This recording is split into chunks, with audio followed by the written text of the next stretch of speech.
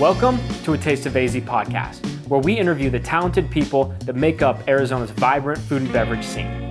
We've got a great episode today, but before we get into that, we want to remind you to visit tasteofaz.com and check out Sip Savor Shop, our newest event coming to you this fall at Salt River Fields in Scottsdale. Also, subscribe to our email newsletter so you get all of the best food and beverage stories emailed directly to you.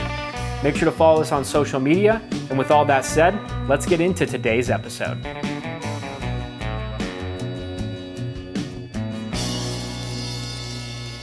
Chris, thanks for joining, man. It's been a couple years, I think, that we've been working at this. Yeah. Of trying to line up something where, we can come in and highlight Nelson's. So, thanks for having us. I appreciate it. We're grateful. I'm glad we finally got connected. It took a really cool event for that to happen, which we love doing. And, I appreciate what you're doing. We want to definitely spread the gospel about, NMF, as we say. Nelson's. Yeah. At first, when I saw that, I think on your shirts and says NMF, I'm like, what is NMF? I'm like, oh, shit. Nelson's Meat and Fish. All right, cool. I get it now. I get it. Yeah.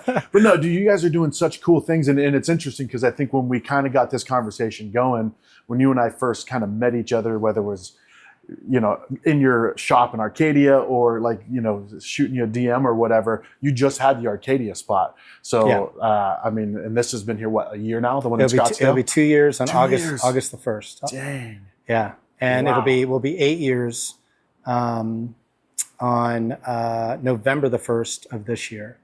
Of the Arcadia original? Arcadia. The original spot. So, it's crazy. I can't, I never thought that, that we would have two locations and have the kind of team that we have that's really helped us kind of grow the culture of the company. Yeah. I think that's for me, that's kind of the secret formula for Nelson's. And it's really, we have this motto, it's outstanding service and quality meat plus fish. And purposely we put the service part of it in the beginning. Yeah. And that's because when we opened, I really wanted, I felt like the hospitality side of, or the hospitable part of hospitality was kind of, I was just missing it, in everything that we did. Yeah. And I'm a huge technology guy, but kind of the advent of everything kind of getting more social media and getting more detached in terms of contact like this. Yeah. I thought that, what could be kind of a theme of how we could kind of model or guide our service. And so, we only had one employee at that time, 2017, but the focus was really about making a connection with every guest. Okay. Whatever that looks like. Sure. Having a conversation, trying to learn somebody's name, learn something about their family. The one thing that we have to do is we have to eat. Right? For sure. No matter what happens out there, no matter what we can't control, we have to eat to survive. And people are so passionate over my lifetime, just seeing the things I've seen in the industry and, how it's grown and evolved. But just, anytime you have a conversation about somebody about, their favorite thing or where do they go for barbecue or, what's their favorite side dish or, how do they like to grill or whatever the case may be, you connect with that person. Yeah. And I thought, with what we were doing on the seafood side and the meat side initially, I thought that was kind of the launch pad to have that kind of connectivity. I always tell the story about my grandfather. He's from Putnam, Connecticut. His name was Rip Nelson, off the boat Swede. Yeah. But he would, we'd go out when I was a kid to run some errands. We'll run 3 errands and we'd be gone for hours. Yeah. Because every time he'd walk into a place, everybody knew who he was. He stopped, he talked to that person. He had a conversation. He found out how their family was doing, and then we'd go to the next place. And I just think that I think now more than ever, it's so important to have that. And I think food's kind of a pretty even playing field, right? Sure. Not too controversial. Sure, Dukes versus Hellman's, right? Yeah. That's about as Dukes nasty. Guy, Well, I am now. You I'm are a before. Yeah. But that's about as nasty as it gets, right? Yeah, think about Texas barbecue. Memphis barbecue. Yeah, Memphis barbecue. Carolina, the PD region. but that to me is like, that was what we were all about. And then we just had to deliver on the quality part, which I think we have for, quite a while now. For sure, man. For sure. Well, I mean, like look at this display. We've got, what is this in front of us right now? I just, I wanted some for Luke to look good. Yeah. I brought out some oyster. Yeah. I mean, we bought, one cool thing I will, we do a little side note on this. One thing about oysters is, there's the old adage, don't never buy oysters in the month with an R in it. Okay. Right? You're not supposed to, right? Yeah, I didn't know that. You're going to teach me a lot of stuff. Or only buy them in a month of R. I'm sorry. Okay. So October, November, December. If it doesn't have an R in it, you don't buy it. And that's just not true. Okay. Hasn't been for a long time. If you're sourcing cold water oysters, and these are coming from Prince Edward Island, which is up in the Maritimes of Canada, you can eat oysters year round safely, no problem. Okay. They even have, oysters now that don't spawn. They're called triploids.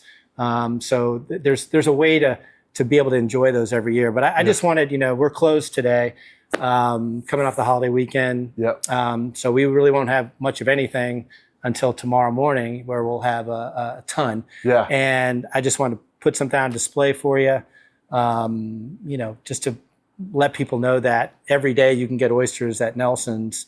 We have a full raw bar. We do seafood towers every single day. We have a half Nelson and a full Nelson. I like that. That's a great name too. We do back in my wrestling days. Yeah. We do sashimi every day. We have I think we have some of the best food in town, and I just don't think everybody really, not everybody knows that. Sure. Yeah, that's the $1 million question, right? Is like, you can build this great thing, then how do you get people to learn about it, right? And like you said, you're big on, kind of letting it speak for itself, right? And word of mouth, and it's you're doing it though, man. You're spreading the word. Well, our guests are doing it. Sure. We're not spreading the word. They are, right? Well, you're giving them the word to spread. Like, yeah. Well, we've a couple of things. Our team, every single person on the team, down in Phoenix, we've got Beto, we've got Pete, we've got Marcus, Danny, Ethan, up here, and Hakeem here. We've got Sal, we've got Eric, we've got David, we've got Antonio, and we've got Primo. And so there's 12 of us, right? And they are the most important part of Nelson's. Yeah. Anytime I do one of these, I really always try to give them credit. I like how you name them all too.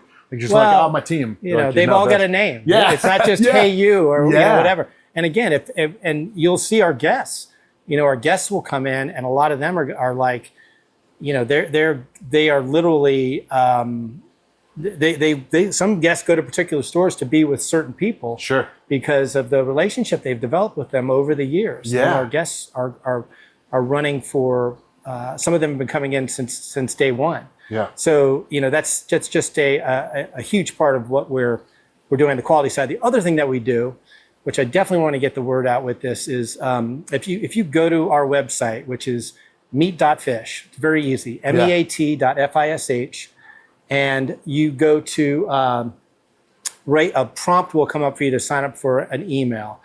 And one of the things I did back in 2017, I told you we don't do a lot of, we don't do any marketing or advertising really, but started this email called the Fresh Forecast.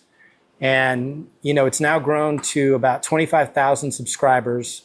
And we have even as of last Thursday, we have an over 50% open rate on every email we send out. Nice. And so that happens twice a week. And why it's important if you're considering going to Nelson's is that all of the information for the beginning of the week and the end of the week comes out on Tuesday and then on Friday. Okay. We put it into that. So anything that's seasonal, that's a seasonal highlight, something that's coming onto the menu, a chef's whim item, any events that we're doing, and then the inventories that we expect to have for the next 2 days. Yeah. So again, Tuesday and Friday. It's very easy to sign up for, and I know nobody needs another email in their life, but always room for good emails, man. Well, yeah. I certainly don't need any more emails in my life. Yeah. That's a little loud. Do you want me to cut that? Okay. No, we're good. Sorry. Okay. Thanks, so I appreciate that attention to detail, man. Yeah. So those are I think those are the things that keep people coming back, and then just to kind of bring this full circle, why the connection part is important for me again, I say it now more than ever.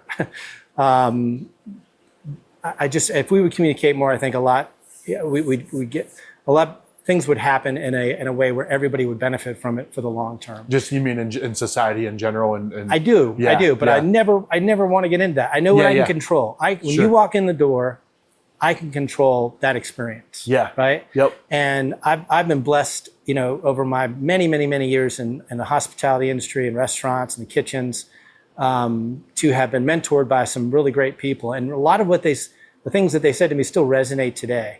A lot of the bad things we don't do anymore, right? Yeah. We don't throw plates at people anymore, right? You can't do that, Had right? to cut that out. Yeah, we don't do that. We don't scream and berate. We don't, we don't make people work ridiculously long hours. Those aren't things we do. But what I knew is that the guest was always the most important thing, and it certainly reigns true in the shop. Yeah. It doesn't mean that we're going to say yes to everything, right? Sure. We don't do pre-orders at Nelson's. We don't, because we don't buy by species. We buy by when things are harvested. Yeah. So if somebody is looking for Dover sole from the North Sea, wild harvest, or turbot, 2 weeks out for their special occasion, there's no way I'm going to commit to that person just to let them down, or maybe let them down. That's like a 15% shot that's going to happen. Sure. So what we do instead is we try to get people to treat the shop like they treat the farmer's market. Right? So when you go to the farmer's market, you're looking for things to build your meal. Yeah. You're looking for produce, whatever seasonal, whatever things are happening. Going to some local producers to get some grains or some bread or whatever. And when you come to the shop, we want you to do the same thing. Yeah. Treat the case like you would treat get inspiration from the case to cook. Don't come in preset on, I got to have this or I'm leaving, because there's a lot of great seafood out there. And I'm convinced that the reason people, and this is a broad statement, but about 90% of America eats the same 5 species of seafood. Okay. They just do. And we see it in our sales here. Yeah. Salmon, number 1 with a bullet. Yeah. Right? Okay. We sell salmon 10 times to any other one item that we sell in the case every day. It's crazy. Yeah. They buy halibut, they buy scallops, they buy shrimp, and they buy sea bass. Okay. And those are kind of the 5 things that they're looking for, that we get the most questions about when we come in. And because of that, those species are incredibly high priced. Scallops, they're higher than any time in my lifetime, and there's no sign of them going down. Yeah. And what happens is everybody still wants them, and even more people now still want them because they seem featured on chefs, cooking shows, whatever. And so there's far less supply. There's an intense demand for them. And right now, the scallop industry, the fishermen that we work with, are going through a spell where they're not finding them. So that reduces the supply even more. Yeah. And it goes even up higher. Yeah. Where the counter argument that I always make to people is, why don't you buy underloved species? And the first comment is always, well, they're fishy. Yeah. And I'm like, listen, I'm gonna tell you right now, nothing in this shop tastes fishy. Old fish, old seafood, previously frozen seafood, in my opinion, is what tastes fishy. Okay. Fish that have a more pronounced flavor or more depth of flavors because they have a higher oil content. So mackerel, bluefish, Spanish mackerel, those types of fish, which are so good for you to eat.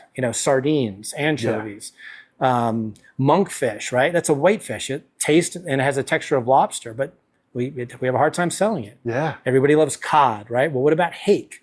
This is basically the same species of fish. They're ground fish. They eat the same things. Hakes caught always, for the most part, in New England. Icelandic cod, because we can't keep up with the demand, or the fishermen the coastal fishermen can't. We bring in from Iceland, so less time out of the water, lower price. Give it a shot. Yeah. It's called hake. Europe, they call it merluza, right? Yeah. I mean, it doesn't. I mean, taste it. Look, I can go on all day on this. Talk to the guys on the case. Ask them questions. Develop a relationship when you come in. Think outside the box. Yeah. Don't be afraid to try things. And when you are making an investment in some very high-end scallops or, piece of Nova Scotia halibut, don't worry. Everybody that works here knows how to cook, has cooked in kitchens, has been a chef. They will show you the way. Yeah. And then we do a lot of that here. Yeah. We've had guests sit there and videotape us as we're giving them the breakdown for how to cook a certain item. They go home and watch that video. They go home. Yeah, it's just like going online. Right? I like that. So it's the familiarity of they're like, oh, I know this, but I don't know what hake is. So I'll get that. So not only are you providing these great things, you're guiding them as well. It's not just like, what do you want? Well, it also takes pressure off of those species, right? Sure. Yeah. We get a lot. The number one question somebody walks in, especially if they're new to the shop, is, do you have wild salmon?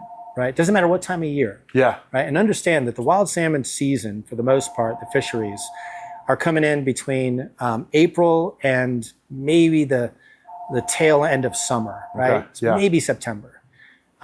Other than that, if you're buying wild salmon outside of those months, you're buying it previously frozen. Okay. Right? Yeah. You just are. And that's fine. If somebody's doing it the right way, if they're, super freezing and then you're slacking it out profit, that's fine.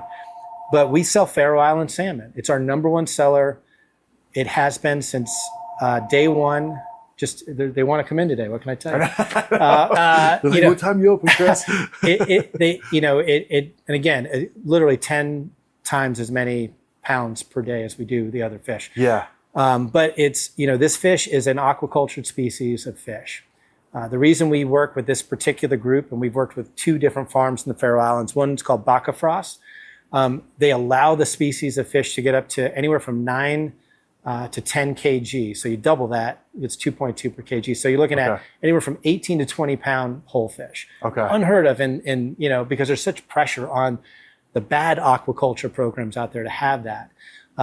So these big, we get these big fish, big sides, beautiful meat. You can eat it raw out of the case. Wow. So the health department allows that to be sashimi because it's raised in these these net pens in the ocean, massive. They're organic, pellet fed, no animal meal. It's all veg based. Yeah. And you can eat it literally right out of the case, frozen, fresh. Wild fish, particularly wild salmon, has to go through what they call a parasitic destruction process. So technically, you're supposed to freeze it for about 5 days, then slack it out. Okay. Then it's this is health department code says it's safe to eat it raw at that point. But I guess my point of the aquaculture programs is there are a lot of great programs out there. Just like the news, the only ones that get the focus are the shitty ones. Sure. Right? Yeah. They're the ones that, that's anybody, it's like looking at a car accident, right? Yeah.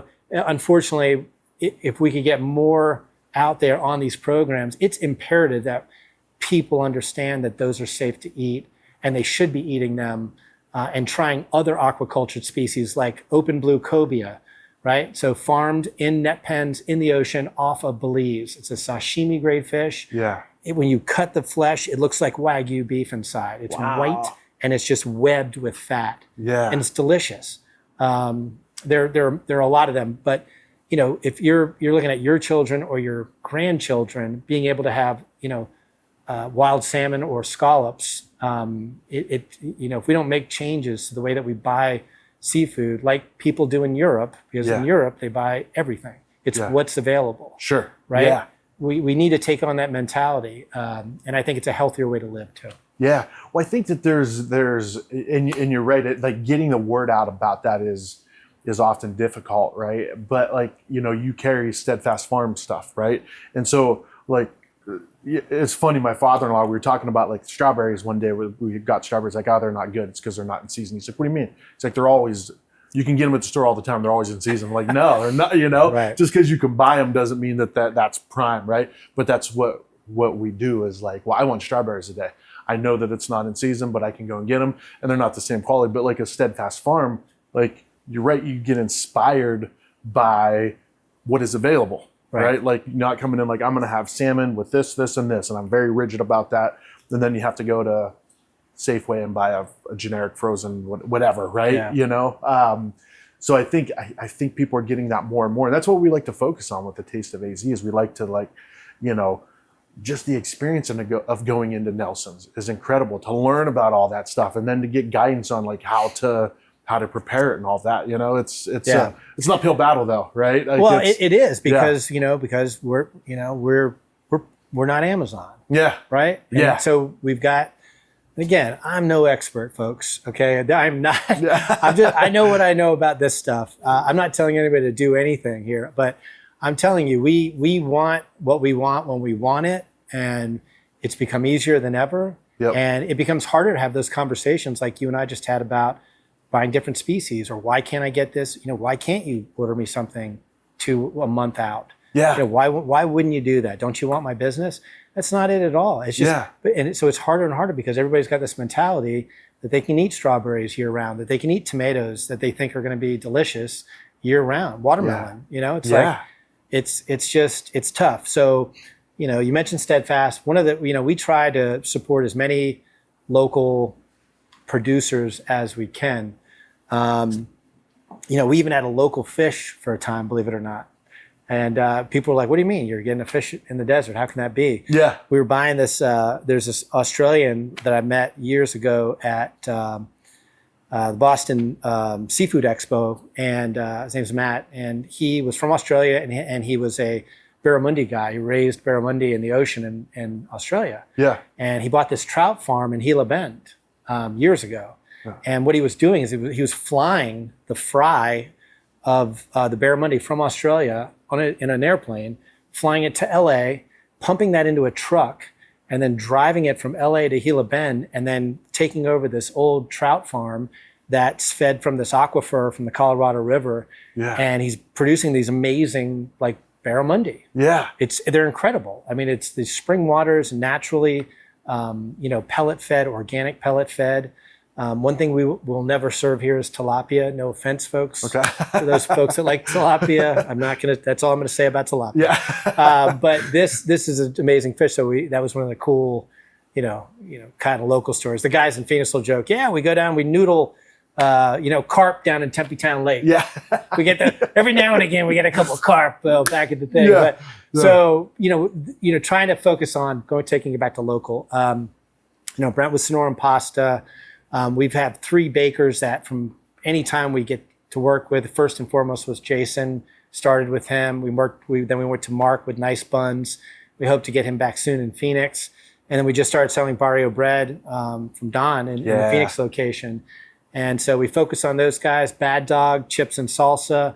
Met them years ago at the farmer's market, just doing a sample before they were delivering. Now they're expanded throughout the valley. I mean, the Bagelfeld story is always my favorite that nobody knows about. But Charlie, back during COVID, had to pivot and get into, he had to make money for his family. He had a young daughter, his wife.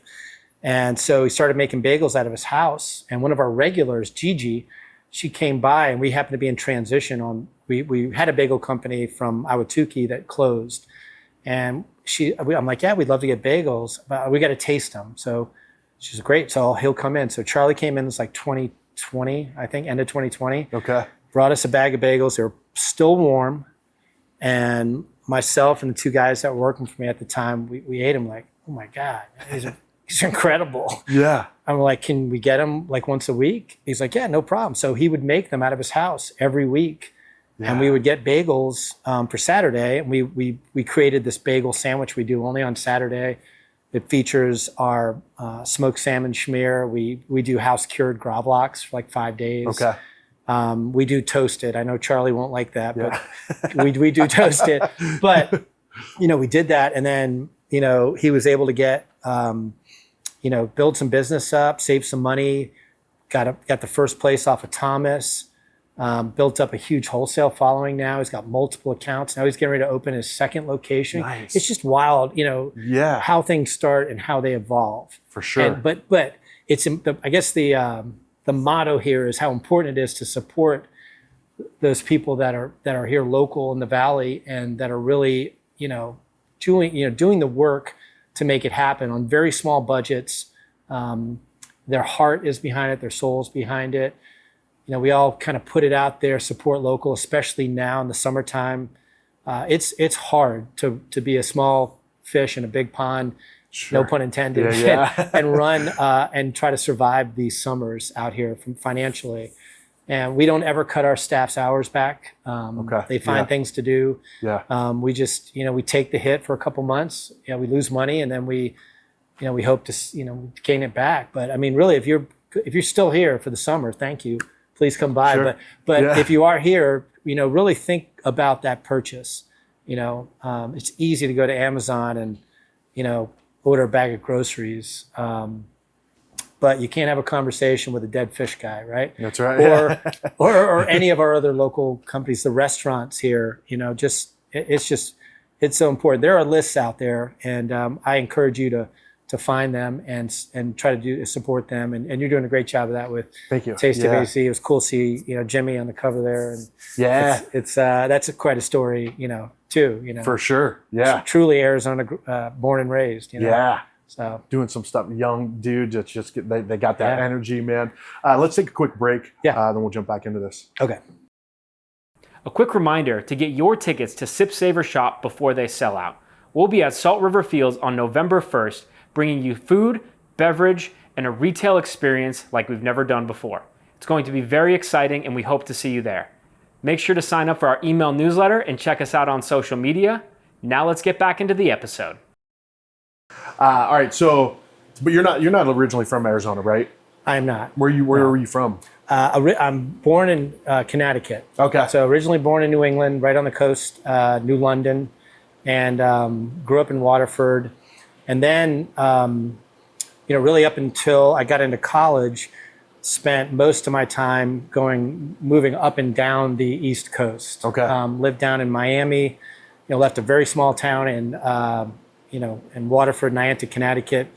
And then when I was, I think I was 9 or 10, my mother and I moved to Miami. Okay. I mean, that was like, wow, that was cool. I was a shy, I know it's hard to believe, folks. I was a shy kid, very towhead. And we moved to Miami and lived down there kind of through middle school, elementary school, middle school, and then moved up to the DC market. Okay. Lived in Northern Virginia and high school years there. Went down, did a little bit of college at the University of Florida at a junior college called Santa Fe. That was a fun time in my life. Okay. Because Emmett Smith was, playing at that time. Oh, I go way, I'm old, guys. Yeah. I'm 56 years old. But it was I had a lot of fun. I didn't come away with a lot of education, but I had a lot of fun. But my roots to the industry, the hospitality industry, go back to high school. Okay. And one of my best friends, I was needing to get a job. I was kind of going into like 11th grade or 10th grade. I graduated when I was 17. Okay. So maybe it was end of 11th grade. And I was 14 or 15 years old, and I needed to get a job. I had no experience. And my best friend Jamie, his mother Melda Jean, she knew this husband and wife team in Clifton, Virginia, real historic area in Northern Virginia. And they own this bed and breakfast called the Heart and Hand. And I really didn't know anything about kitchens or anything. I just wanted a job. I wanted to make some money. So after school, I got the job. After school, I would go into the Heart and Hand, and I was kind of a pot scrubber. I kind of brought bread to tables, and I learned how to shuck oysters because they had this dish called oysters Mardi Gras. And Susie was kind of the main chef. Travis worked the front. They had young children at the time, and something snapped in me, and I was like, I just watching her cook. She was a really good cook, and just seeing the whole dynamic of during that hour and a half rush, just sitting back on my 5-gallon bucket, shucking the oysters and watching everything. They didn't want me near anything. Yeah. I mean, stay in the back, Chris. Just don't get in the way. Yeah. And I don't know. I mean, that for me was what really ignited the passion for hospitality, and I really wanted to cook at that point. I thought that's what I wanted to do. Yeah. When I was in college, I worked 2 jobs. One was at an English pub called Court of Heroes, and it was like half, English pub, half deli. So I did all the prep there in the mornings before class, and then came back at night and worked the bar. I forget the other place I worked at. It was another restaurant. And then when I needed to get a job as I was becoming an adult, I didn't have a lot of options, right? Yeah. I didn't have a 4-year degree. I didn't take the typical path, and I just kind of fell back on what I knew, which was the hospitality industry, and was able to get a couple of good jobs early, some corporate companies. And then I joined a company called the Austin Grill. Okay. And really fell in love with everything about the industry then. And this place is no longer around, but the original chef, her name was Ann Cashin, and Ann is still in the DC market. She has a place called Cashin's Eat Place. Austin Grill was like if you took 6th Street in Austin and put it in a restaurant. So like you had Joe Ely posters on the wall and Stevie Ray Vaughan, and the music was a combination of barbecue and real enchiladas, everything made from scratch. Nice, yeah. And we still pay homage to Ann. You know, the coleslaw that we serve was her recipe. Okay. So I'm 56. This was when I was like 23 years old. Yeah. And we still make that. That's kind of, I love the slaw, and that's kind of her kind of legacy. But you were prepping that today when we came. I was, kind of getting ready for tomorrow. That's the hidden gem here at the business. But you know, really wanted to become a chef at that point, and looked at some different, you know, culinary schools. Looked at Necky up in Vermont. Actually drove up there, 11 hours up and back, and loved it. Lake Champlain was cool. I think the Inn at Montpelier is where I would have gone to school. It was like 7 students per class. Okay. Yeah. And when you got out, they had like a way that you could go in and you could stage. They had all these relationships in the city, in New York, and it was like $36,000 a year, and I didn't have the money. Yeah. I just couldn't do it. Didn't want to go into debt. So came back down, continued to follow my path. I learned about barbecue at a place called Rocklands, where that was really the super hands-on. There was nothing, there wasn't from a culinary standpoint, we didn't have saute fry, this and that. Yeah. But I'd split, battens of wood at, 6 a.m, and we were in a brownstone on Wisconsin Avenue in DC. I don't know if you've been to Wisconsin Avenue, but it's this old brownstone, and out back we had a little alleyway, and I'd split wood, and then we'd load like 1,500 pounds of different meats into this box that had no gas or electricity. Yeah. And we'd start 2 small fires inside this brownstone. Start 2 small fires in the morning, and learned how to do really good barbecue. A guy named John Snedden, who they're still open. They have 5 locations. They're 33 years old. Okay. And John, Nice. Was an amazingly brilliant guy that was, went to Washington and Lee and was going to be a chemist, and was staying at a farm called Rocklands with his buddies. That's where they lived. Yeah. And he became enamored with how the farmer was doing these pig pickings. Yeah. And so he started, forgot about his studies. He would work on barbecue sauces, things like that. I've had some great people fall into my life throughout the industry. Yeah, that's great. But, after that, I really just kind of chased the monkey, I guess, or the dream, and really the money is what I was chasing. Okay, And I kind of moved out of the back, that's all I wanted to do was cook. But I saw the money was in the front, and worked through management and GM and area director with multiple corporate companies. I've opened over a dozen restaurants, during my career, and really had a great foundation from a business standpoint, financially to do what we're doing now. I learned a lot, and I'm grateful for all those times. But the part that I don't miss, and I think that was pervasive in the business, was just how people were treated. It was just kind of this culture, like you just kind of go until you drop. Yeah. Right? Yeah, and then when you drop, get back up. Yeah, and then you make it through, and I would never compare it to a war, because what soldiers do, and men and women in the services, is far different than that. But when you're in it, and you've got this group of people, there's the bond is amazing. Yeah. I haven't seen all of The Bear. I saw like the first season, but that's what people are telling me. To see that bond that forms between those people, in the most difficult, stressful times, it was crazy. And I come from an era where people still threw plates at you, if you did something wrong, and it was bad. But I learned a lot about that, and I knew that if I ever got in a position to open my own business, that I would never treat people like that, and that we would have a business that could provide a quality of life for folks, where they could have 2 days off a week, where they weren't cleaning fryers out at 1:30 in the morning because somebody called out.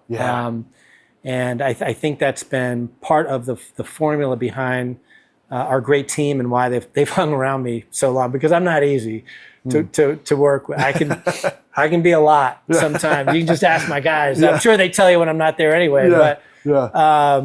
But it's you know, and that's one of the reasons why we're not we're not a restaurant. Okay. We're kind of we're a market that I think serves some or offers some outstanding quality meat plus fish. Yep. Our ready-to-eat program, spot on. Our raw bar is amazing. Our unique provision shelves are great if you love to cook. We've got some pretty cool merch, you know, and we do a lot of things, I think, right. I mean, there's sometimes this case we'll have, you know, there'll be 43 species, different species of seafood in this case. Yeah. It's crazy. But, you know, the real magic comes through our team and what they are making with literally no, I mean, you saw what we've got back there. Yeah. There's no kitchens here. Yeah. We have a couple of inductive cooktops. We've got a smoker. We've got a really fun little griddle. Yeah. You know, but you say little too. It's But I mean, I would put our teams at both locations up against some of the best cooks in town with the quality of food that they're putting out and the creativity that they're doing to make it happen. Yeah. You know, it's just you really need to come by and try to get lunch at Nelson's. And we do have our lunch menus finally after 6 years. Yeah. Well, I just was tired of that pressure. But the menus are on the website. It's meat.fish, meat.fish. Yeah. So you can go to each location, look at the menus, and then we will throw chef's whim item things in as they come up. Okay. So if something seasonal is happening, like we've just switched over, people are like, why'd you get rid of chowder? And we're like, well, because, you know, tomatoes are here, melons are here. And so we make like a chilled, you know, like tomato gazpacho with fresh crab meat from Maine, which is beautiful, piquito, fresh crab meat, so sweet. And we're doing that, you know, it's 1 day a week. And other people are like, well, why don't you offer that every day? Well, because I've just told you, we don't have a kitchen and we have a small team. And, you know, we're not a restaurant because we make things daily to sell out. But if you come between 10:30 and say 11:30, or even 12, there's a good chance that you can get to try, again, what I think some of the best lunches in town, and they are so fast in how they prepare it. Yeah. So it's all made by hand. It comes out quickly, and we make it to sell out. If you're a restaurant, you can't do that. Yeah. 86ing items was always a bad thing. For sure. I was growing up. Yeah. Here it's a good thing. Yeah. Who knew? Yeah, we sold it all. We sold it all. Yeah. Well, I mean, in your daily features too, like Mondays, you guys are closed both spots? Close. Both spots are closed on Mondays and Sundays. Okay. We can't ship Sunday. Yeah. Fishermen like to take breaks too. So sure. Especially on a holiday as big as this one, we like to wait. You know, we don't want to see anything in the systems nationally or globally that's trying to be carried over to be resold the following week. So we wait till the very last minute to buy. So that, you know, that's a holiday thing. But yes, answer your question. Closed Monday, closed Sunday. And Sundays. So, and then Tuesday, at least, is your menu the same at both spots? Different at both spots. Okay. Yeah. And again, that's why going online is the best. But, you know, here we do this, Eric and David put together a tostada every Tuesday. It always changes. Again, whatever's coming in that's most prime, that we're really excited about, that we want to get creative, we'll do, you know, seafood that is you're able to eat raw, or crudo, be slightly cured with however that's dressed, and then put on a corn tortilla. Yeah. We do a crab cake sandwich. Our crab cakes, I've heard for, you know, what'll be almost 8 years, are some of the best that in town. It's an old recipe that I've carried forever. Okay. It takes a lot to make them. And we don't mass produce anything here. People always come in like, why can't we get the crab cakes today? You know, I think it's Thursday here, we do offer a crab cake sandwich that we griddle in town. That's another thing. To get a warm sandwich in Nelson's is kind of an anomaly because we don't have a hood down there. Oh, sure. So it's tougher to do. But they figure out, they get creative. You know, what we're doing down there is on Wednesdays, you know, we do this insane hot buttered crab roll.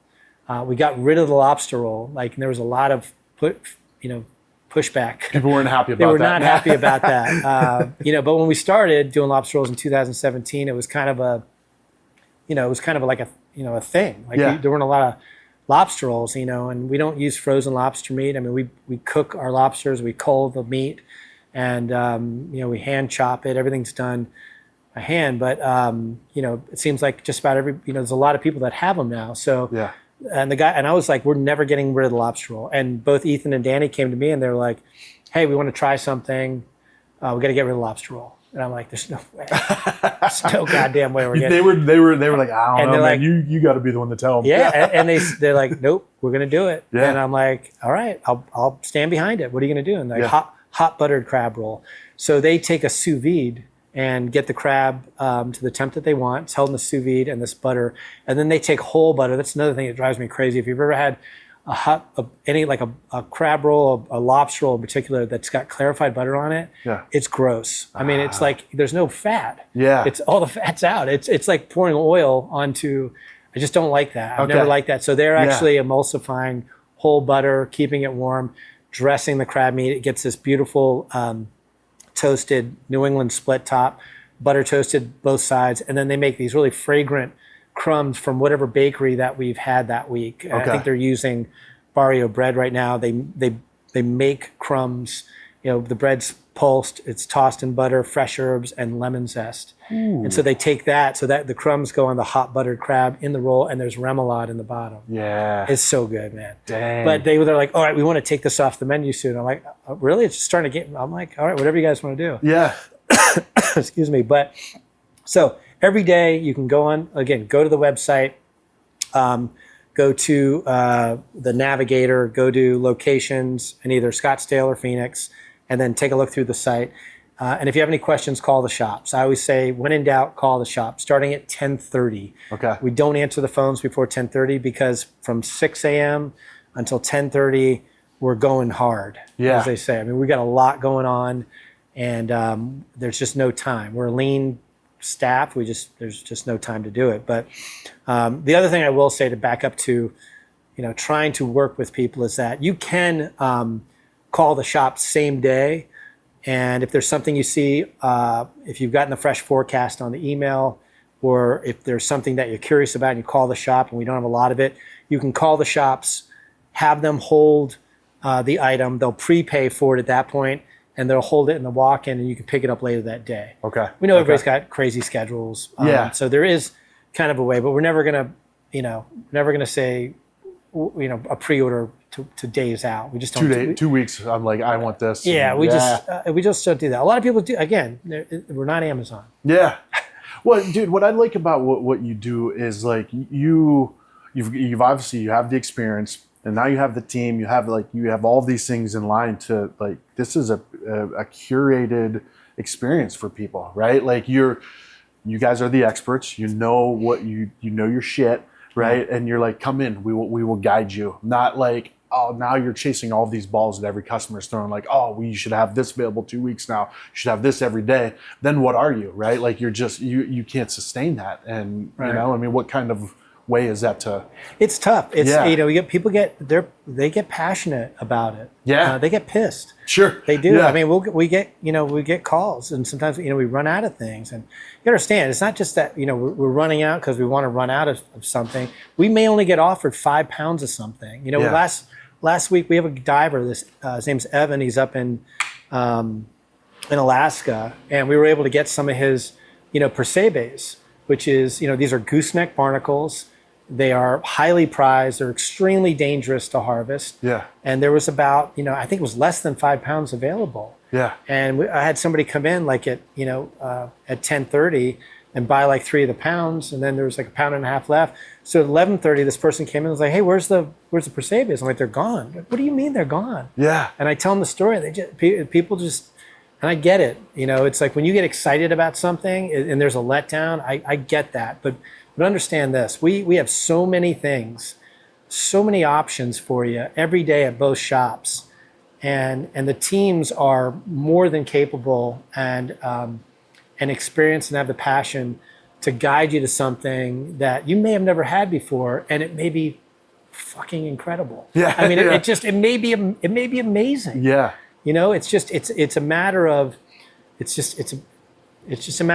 giving us a little bit of that trust and trying something different.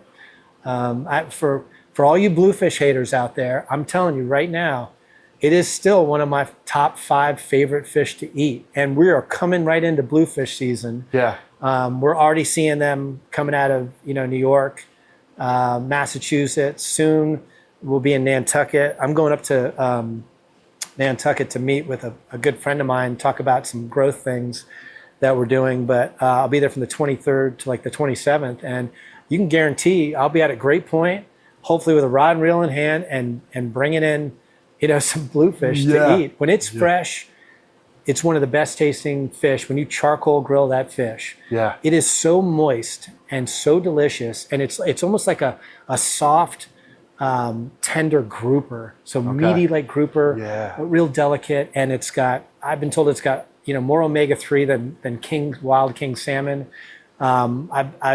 It's great. But even the staff stubs their nose up at it. Really? They're like, no. I'm like, we don't like it. I'm like, well, look, I don't understand it. It's great. Yeah. But there's again. So my point is, there's lots of options. Try to steer away from the top 5 and try to experience some other things. Experiment a little bit. Yeah. I like it. Before we wrap up, the one thing I wanted to talk about was the tin tray. Yeah, the tin tray. That? This is. We do. I just like the artwork on these things. Well, right? Yeah. Well, that's the hook that gets you. But this is a cool one that you picked out actually. But so we've been trying to do tin fish, get people excited about since 2017, and even over the last 3 years, where we've seen a really, a jump in how much people are wanting to try them a little bit more now. Yeah. It's still not like it is, like I said, in Europe. You go to Italy, you go to Portugal, Spain, and the culture is, you'll go into complete spaces like this where all the walls are tin fish. And there are some places in America that I've gone that have really kind of gone into Salty Girl in Boston is one, and they've really gone full force. They have a full menu. It's like 50 of them. So what we try to do to try to get guests more excited, we started this 2 years ago, is we make a little tray, and you buy the tray. I think it's like $9. It's got whatever bread that we have fresh. Is it $9 or is it more than that? $8.95. $8.95. Nailed it, man. So we've got on the tray, we've got some bread that we've gotten from a local baker, sliced up. We've got some whipped European butter with some Chimayo salt, so smoky salt. And then we've got chili crisp from Barnacle Foods, which is so good. If you've never had this, this company's out of Alaska. Everything that they make has got bullwhip kelp in it. Okay. So we have like a furikake from them. We have an everything spice from them. But you get a small ramekin of that. We put some of these Gandara peppers on it from Spain. Dude, I grabbed a good mix, didn't I? You killed it. You absolutely killed it. And then you go over to the wall, and then you pick out a couple of tins. You pay for the tins, and then whatever the cost is, and they range anywhere from $8.95 to we've got some that are, $50. They're crazy expensive, but they're amazing because what happens is these companies don't take, tin fish for me growing up was, star kissed, right? Yeah. That was tin fish. For sure. In fresh tuna in light water or whatever the hell it was, right? It was gross. And so it's no wonder we didn't grow up with this like kids in Europe do. But what they do is they take whatever is the best seafood, and they want to be able to conserve it for when there's no fishing. Sure. So so this is what they've done. And you'll open these tins and they're meticulously placed in, and there'll be perfect slivers of garlic and perfect chilies and the best olive oil. And that's what they do. This one is cool because this is our friends at Island Creek ICO up in Duxbury, Mass. And they are actually getting clams that are domestically cultivated. Okay. I think in New Bedford and also in Virginia, and they're actually doing the production in America, in New Bedford, I believe. Okay. Yeah. All of it, and it's rare to find that where there's a company that's doing like all these tins that you see are coming from Europe, they're coming from overseas, but ICO has done that, and this one in particular is these clams are incredible. It's such it's like the best hack for making a vongole at home. You grab one of these, grab some of our pasta, a little bit of pasta water, these clams, and it's phenomenal. Yeah. It's absolutely incredible.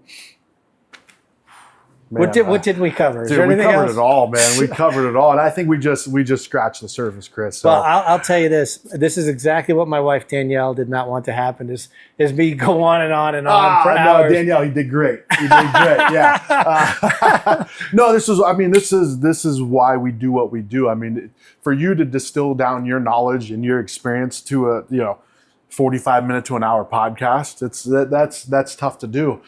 But I think you did it, man. Well, I think there's much more in you. I think we should do a seafood series featuring Chris Nelson. I'm happy to help Taste of AZ any way, shape, or form, always. But appreciate that. Truth be told, if I could earn a living doing it, and my wife Danielle would stay with me, I would be a fisherman. Yeah, that's all I want to do. Yeah, and especially the older I get. Any opportunity that comes up to go fishing. I just got back from Louisiana a couple weeks ago. Nice. I'll be fishing in Nantucket for sure, but I really wish I could do that.